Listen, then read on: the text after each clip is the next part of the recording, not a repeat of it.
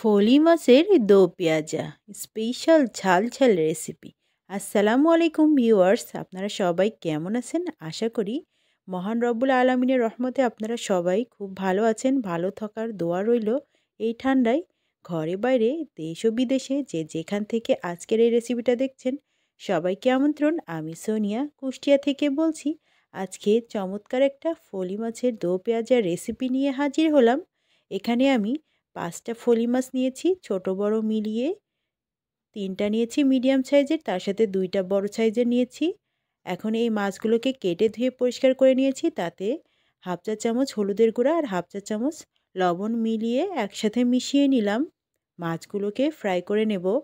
এবার চুলাতে একটা কড়াই বসিয়ে দিয়েছি। তাতে চুলাতে আগে কড়াইটা গরম করে নিয়েছি, তারপর সরিষার তেল দিয়ে দিয়েছি। সরিষার তেলটা গরম হয়ে গেলে তাতে মাছগুলো দিয়ে একে একে ভেজে নিচ্ছি। আমি কিন্তু সরিষার তেলটাই ব্যবহার করেছি, আপনারা চাইলে সয়াবিন তেলটাও ব্যবহার করতে পারেন।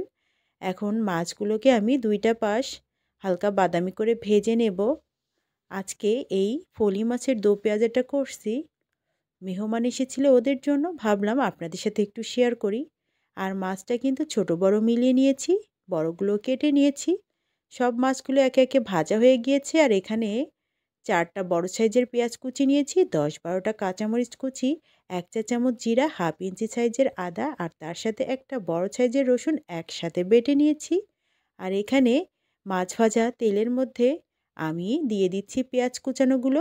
পেঁয়াজ কুচানো দিয়ে মিনিট 2 ভেজে নিচ্ছি, হালকা বাদামি কালার এসে গিয়েছে।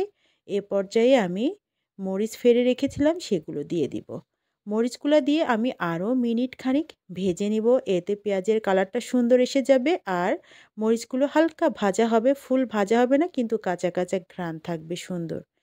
ভাজা হয়ে গিয়েছে। এ পর্যায়ে এখানে আমি হাফ চা চামচ পরিমাণ লবণ অ্যাড করলাম।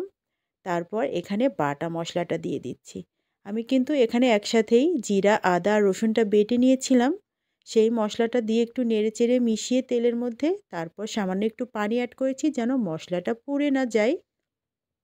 এবার এখানে হাফ চা চামচ হলুদের গুঁড়া, হাফ চা চামচ ধনিয়ার গুঁড়া আর 1 চা চামচ শুকনা মরিচের গুঁড়া অ্যাড করেছি।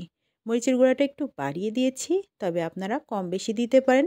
এবার মশলাটাকে খুব সুন্দর করে ভুনা করে নিচ্ছি, যতক্ষণ না মশলা থেকে তেল উঠে আসে সেই সময় পর্যন্ত ভুনা করে নিচ্ছি। মশলাতে তেল ছেড়ে দিয়েছে। এ পর্যায়ে এখানে আমি ঝোলের পানিটা ব্যবহার করছি। একবারে ঝোলের পানিটা দিয়ে দিচ্ছি 1.5 কাপ পরিমাণ, যেহেতু আজকে ভুনা ভুনা করব। তবে ফলি মাছের ঝোলটাও কিন্তু খেতে দারুণ লাগে। আমি পরিমাণ মতো পানি দিয়ে দিয়েছি আর পানিতে জাল উঠে গিয়েছে। এ পর্যায়ে কিন্তু মাছ দিয়ে দিব। তার আগে আপনাদের সাথে সুন্দর একটা জিনিস শেয়ার করছি। আমি যখন মাটির চুলাতে রান্না করি, আমার পাশে এই বিড়ালটা আমার সঙ্গী হয়ে বসে থাকে। একটু ঠান্ডা ঠান্ডা পড়ে গিয়েছে, উনি এসে এখানে চুলার আগুন থেকে একটু নেয়। আসলে ঠান্ডা পড়লে ওদেরও তো গরম দরকার কিছু, তাই না বলেন? ওরা খুব মজা পায়, এই চুলার পাশে এসে একটু গরম হিট পায়, আমার কাছে এসে বসে থাকে। এখানে আমি মাছগুলো দিয়ে দিলাম, যেহেতু খুব সুন্দরভাবে পানিতে জাল উঠে গিয়েছে। মাছগুলো দিয়ে আমি 5 মিনিট মিডিয়াম হিটে জাল করে নিলাম, এতে মাছটা ফুলফিল রান্না হয়ে গেল। আর শেষ পর্যায়ে এখানে অ্যাড করব 2-3টা কাঁচামরিচ ফেড়ে, এতে সুন্দর একটা কাঁচামরিচের ফ্লেভার আসবে। আর তারপর দিয়ে দিচ্ছি হাফ চা চামচ পরিমাণ ভাজা জিরা গুঁড়া। এটা অবশ্যই দিতে হবে, আর হাতের কাছে যদি ধনিয়া পাতা থাকে সেটা দিলেও হবে। আমার মাছ রান্নাটা হয়ে গিয়েছে। আমি একটু হালকা ঝোল ঝোল রেখেছি, কারণ ফলি মাছের ঝোলটা খাবে এজন্য। তবে আপনারা চাইলে কিন্তু ঝোলটা একটু কমিয়ে রাখতে পারেন, ভুনা ভুনা টাইপসের করতে পারেন। এরা সবাই বলল যে নদীর মাছের ঝোল খাবে, এটা ভেবে আমি একটু ঝোল ঝোলে রেখেছি।